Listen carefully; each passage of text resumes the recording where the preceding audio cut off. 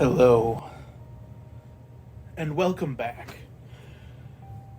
I'm here with you today in front of Grandma's hands to talk about a book that inspires this sort of harsh and high contrast lighting.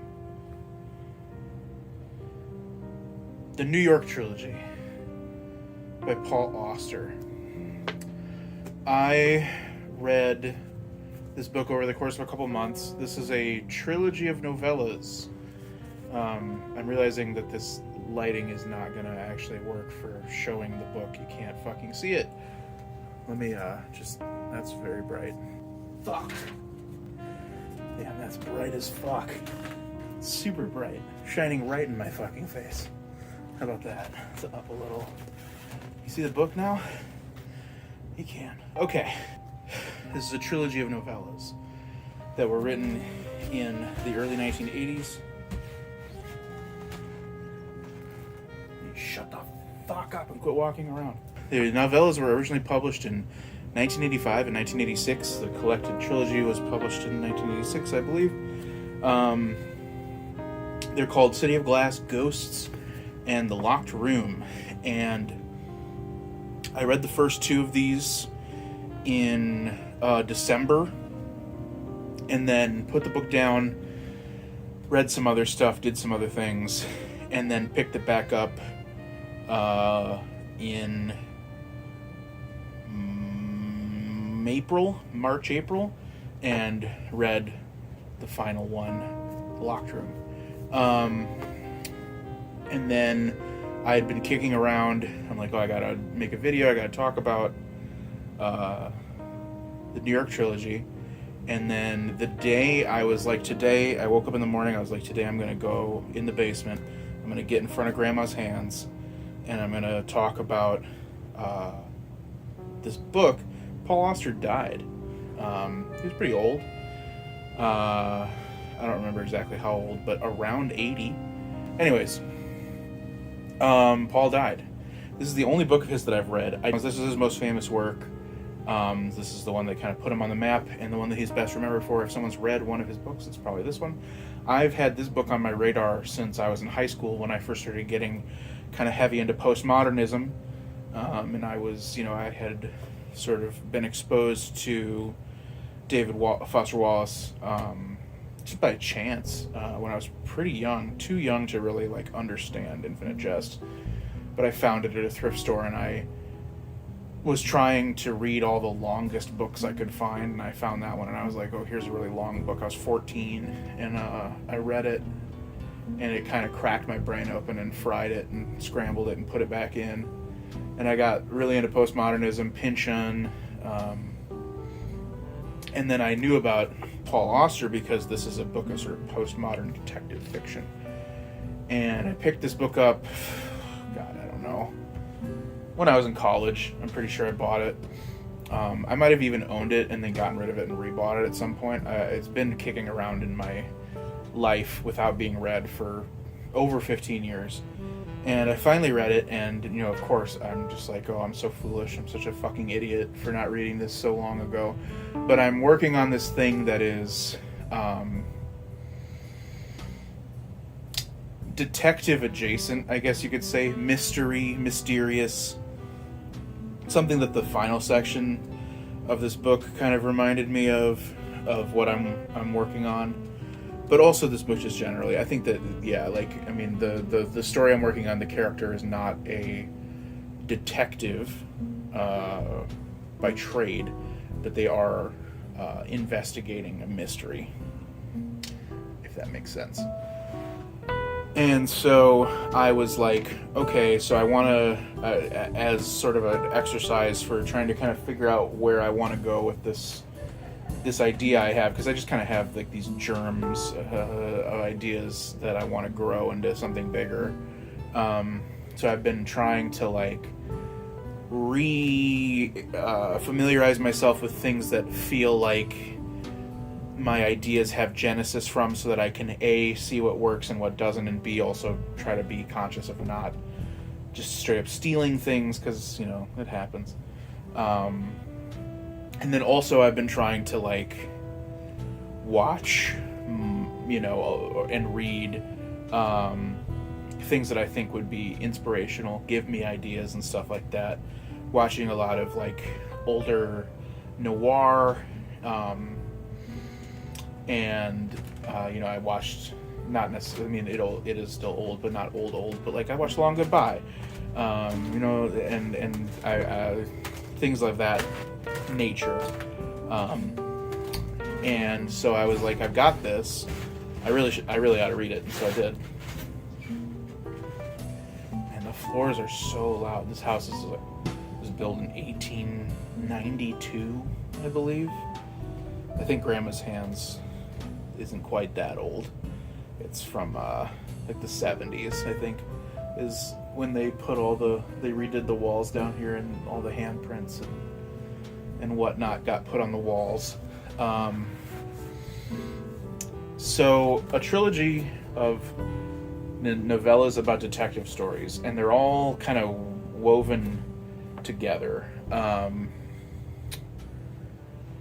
This is one of those books where it's like, I think that it makes sense that when you're younger, and you're reading books that are like more recent, usually, when you're not reading classics or whatever, because they're more in the zeitgeist or whatever. They're more recent, so they're more remembered.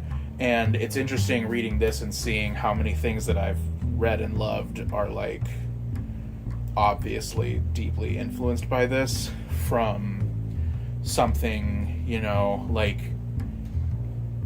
I can see the parallels between something like this and something like Roberto Bolaño's 2666.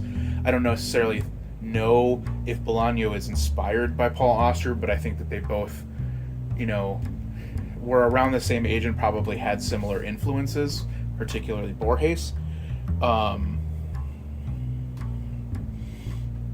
But then also I read this and, I see a lot of like the sort of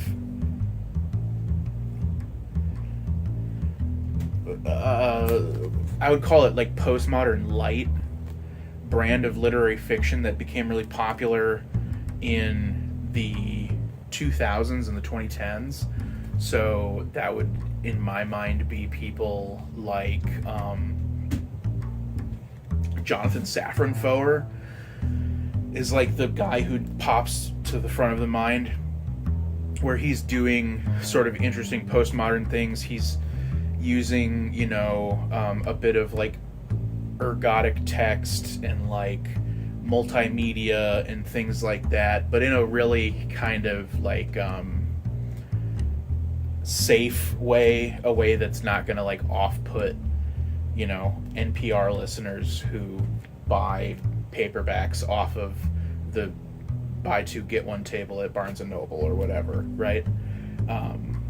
Not experimental at the level of even Mark Z. Danielewski, who also feels like he probably was inspired by this book, I bet. This book feels like a kind of like a missing link between someone like Thomas Pynchon and someone like Jonathan Safran Foer, who I really loved when I was 18, 20, and I read the two books that he had written at that time. Everything is Illuminated and Extremely Loud and Incredibly Close.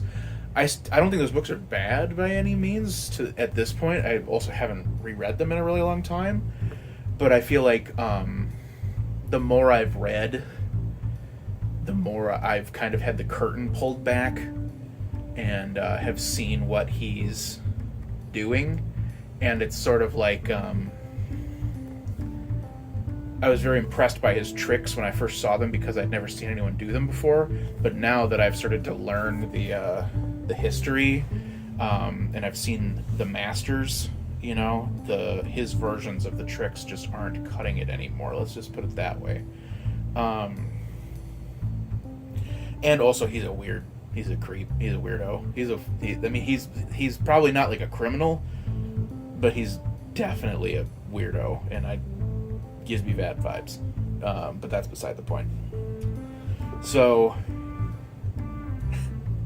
what is this book, right? It's okay. I said it's postmodern detective fiction, right? What the fuck does that even mean? So, it's 3 different stories about 3 different detectives or people investigating mysteries of some sort that draw from the tradition of pulp, noir, low class. He's definitely similar to Pynchon. He's taking a lot of inspiration from things that were mass market, that were low class entertainment, and then he's sort of elevating them to a more kind of literary level, I guess.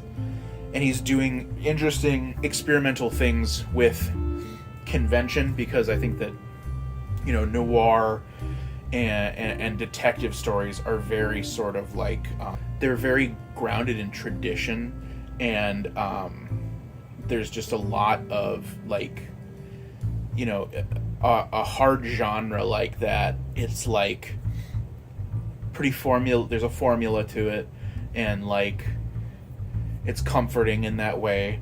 It's like, I don't read mysteries really, but like I love Law and Order Special Victims Unit, which is sort of like a television exploitation version of a mystery show, a police procedural. But that one in particular is like very grounded. I think it's very grounded in like a history of like exploitation cinema, which is part of why I like it. Although it does obviously inherently make it kind of problematic.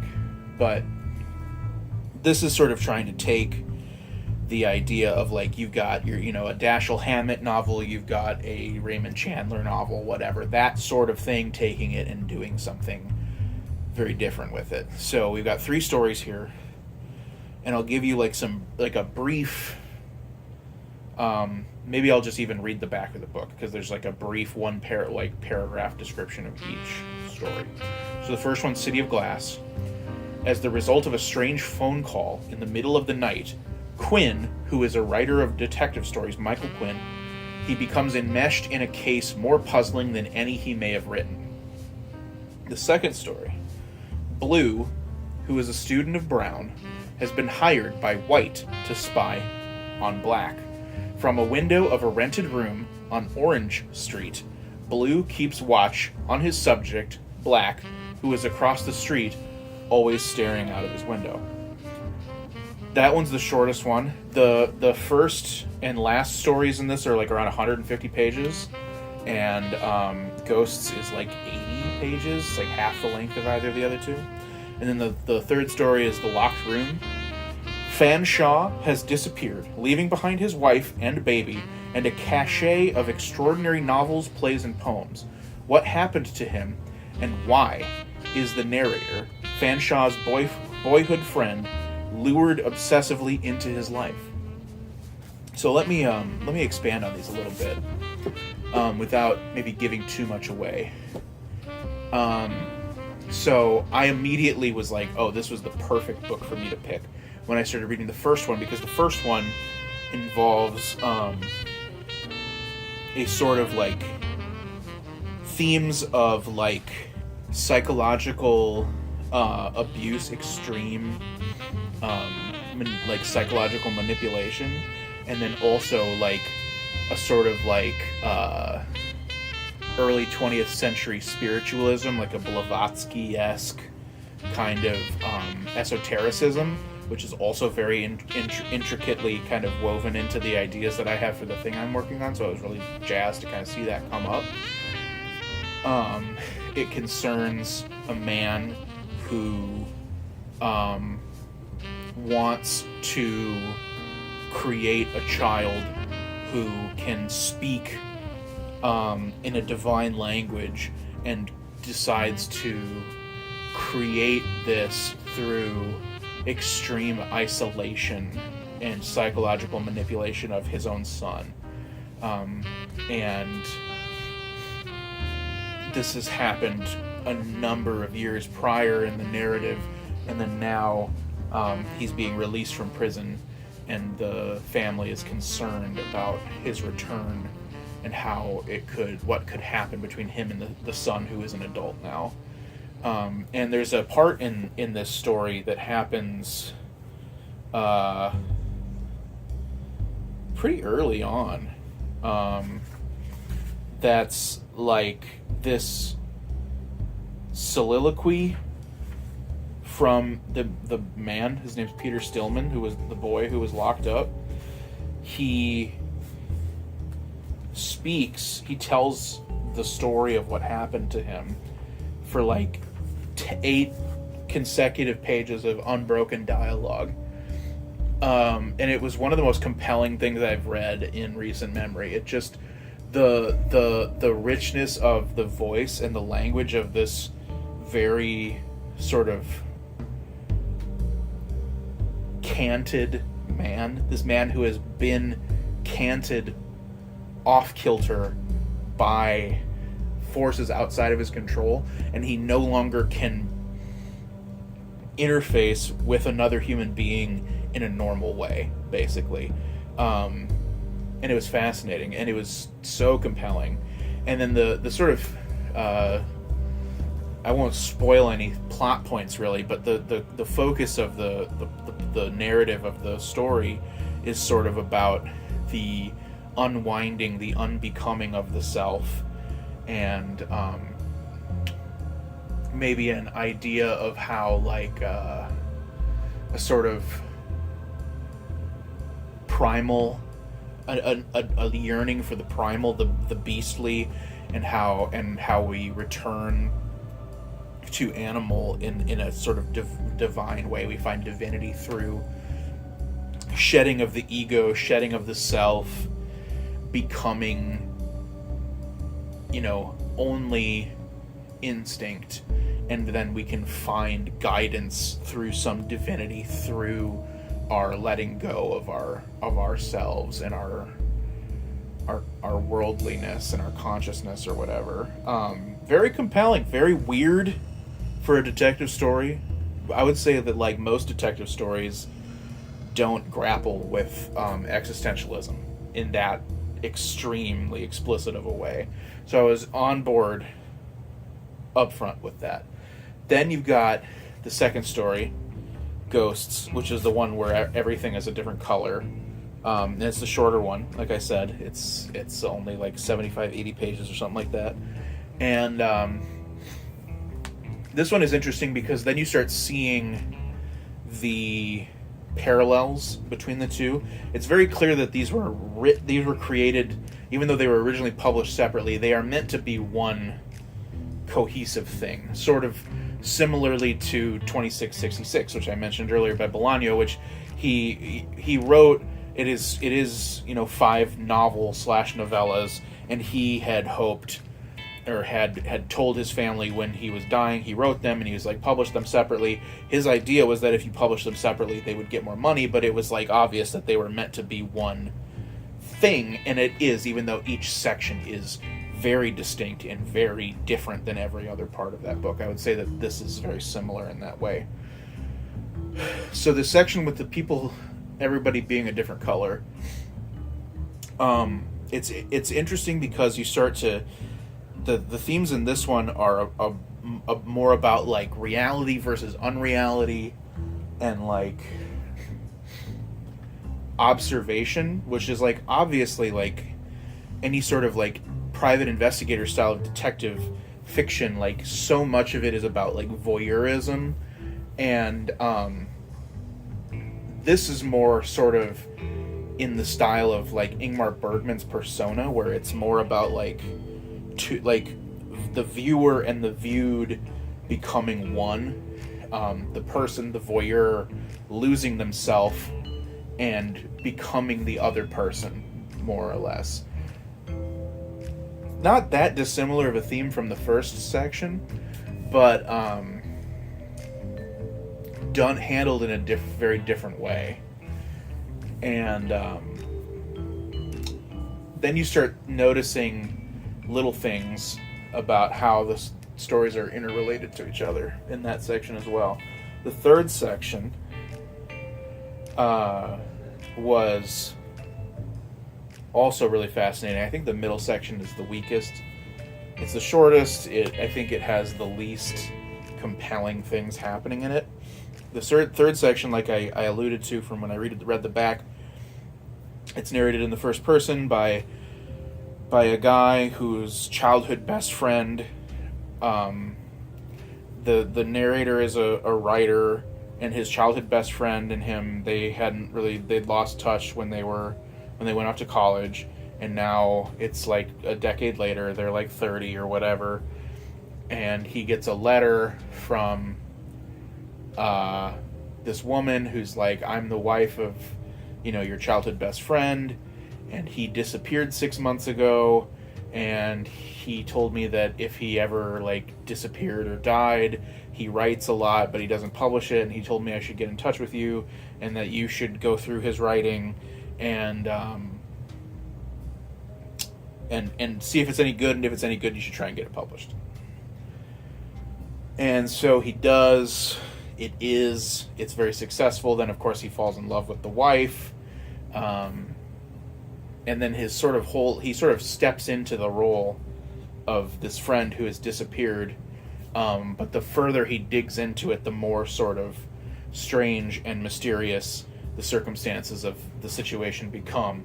And this one is interesting because, again, you've got someone becoming someone else, but this time it's like very literal. It's not like metaphysical in any way. It's like he's stepping into this other person's life and taking it over for him. Then you also get some really interesting, very explicit, very sort of postmodern ties back into the earlier stories, and like some fourth wall breaking. There's fourth wall breaking in the first section as well. I don't want to spoil that necessarily because I found it to be really compelling and interesting, and I don't want to take that away from you if you're interested in reading this book. If this sounds cool to you, I'm telling you right now, it fucking is. This book rocks super hard. I loved this fucking book. It was awesome. Like, if this sounds up your alley, you're probably right, because it sounded like it was up my alley, and I loved it. There is just like something to me that is so compelling about mystery. The biggest problem with mystery stories, I find, is that they're not A, very well written, and B, I think that mysteries should be metaphors, usually, most of the time. Like how in here, these mysteries, I think most of them, like I was saying, they involve some sort of metaphysical transformation of the self.